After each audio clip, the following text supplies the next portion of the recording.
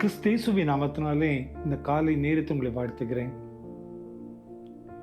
மீண்டும் இந்த மாதத்தினுடைய 2ஆம் நாளை நாம் காணும்படியான பலத்தை கர்த்தர் நமக்கு தந்திருக்கிறார்.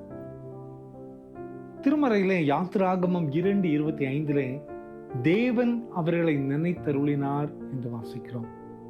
God acknowledged them. இஸ்ரவேல் ஜனங்கள் அடிமைத்தனத்தை எகிப்தில் இருக்கிறார்கள். 400 ஆண்டு காலங்கள் ஆண்டவரையே அறியாத சந்ததி வந்துவிட்டது. ஆனால் ஒரு சூழ்நிலையில இஸ்ரேல் ஜனங்கள் அடிமைப்படுத்தப்பட்டு பல பாரங்களை சுமக்க வேண்டிய ஒரு நிலை வந்தது.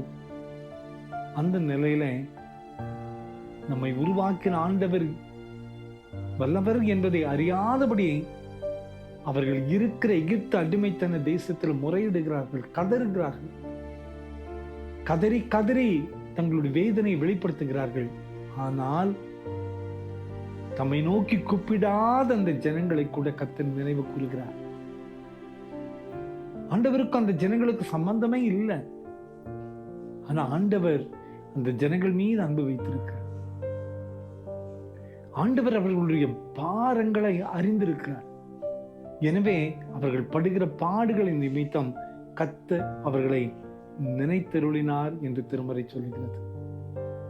அந்த நினைவே ஒரு மிகப்பெரிய விடுதலைக்கு வழிகாட்டியாய் மாறுகிறது. அன்பான குடும்பத்து மக்களே, ஒருவேளை இன்னைக்கு கூட நம்ம என்னென்ன பாதையில போய் கொண்டிருக்கோம்னு சொல்ல ஆண்டவருக்கு தெரியும். ஒருவேளை ஆண்டவரை நோக்கி நாம் சரியாக தேடாதபடி, அவருடைய சமூகத்திலே நம் பாரத்தை இறக்கி வைக்காதபடி, அவருடைய சமூகத்தில் சொல்லாதபடி நம் பாரத்தை நாமே சுமந்து கொண்டு வைக்கலாம். ஆனா ஆண்டவர் சொல்லுகிறார், எந்த நிலையில நீ படுகிற பாடுகளையும் நான் நினைவு கூற முடியும். உன் மீது அன்பு வைக்கிற ஆண்டவர், உன்னை நான் தெரிந்து கொண்ட ஒரு ஆண்டவர், உன் மீது கரிசனை உள்ள ஒரு ஆண்டவர், உன்னை விடுவிக்க என்னால் முடியும் என்று ஆண்டவர் சொல்லுகிறார். கவலைப்படாதிருங்கள், இஸ்ரவேல் ஜனங்களை விடுவித்த அதே ஆண்டவர் இன்று நம்மை நினைவு கூறுவார். என்னை யாருமே நினைக்கலன்னு சொல்லி கவலைப்படுறீங்களா?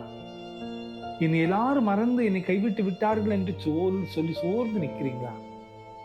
கவலைப்படாதிருங்கள், கர்த்தர் நம்மையும் நினைத்தருளுவார். அவர் காட்டுகிற பாதைகள் மகிமையுள்ள பாதைகளாக இருக்கும். அந்த நம்பிக்கையோடு இந்த புதிய நாளை ஆரம்பிப்போம்.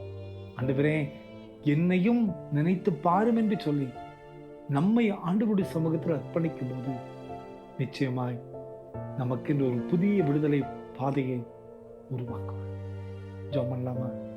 அன்பின் ஆண்டவரே, இந்த கால விளக்க நன்றியப்பா. கர்த்தர் அவர்களை நினைத்தருளினார் என்று வாசிக்கிறோமே, அதே ஆண்டவர் தான் இன்றும் எங்களையும் நினைவு கூறுவதற்காக நன்றியப்பா. உம்முடைய கரம் எங்களோடு கூட இருப்பதற்காக நன்றி. நாங்கள் படுகிற பாடுகள், எங்களுடைய வேதனை, பாரங்கள் எல்லாவற்றையும் நீர் அறிந்து கொண்டிருப்பதற்காக நன்றி. பிறந்த நாளையும் திருமண நாளையும் நினைவு கூறுகிற பிள்ளைகளுடைய வாழ்க்கையில் இருக்கிற பாரங்கள் எல்லாம் மாறட்டும் அப்பா. ஒரு சமாதானத்தை தர வேண்டுமா என்று பொறுப்படுத்திக் கொள்ளும். ஆசீர்வதி. இந்த நாள் மகிமையுள்ள நாளாக மாற்றும். இயேசுவின் மூலம் ஜெபம் எங்கள் நல்ல பிதாவே. ஆமென், ஆமென்.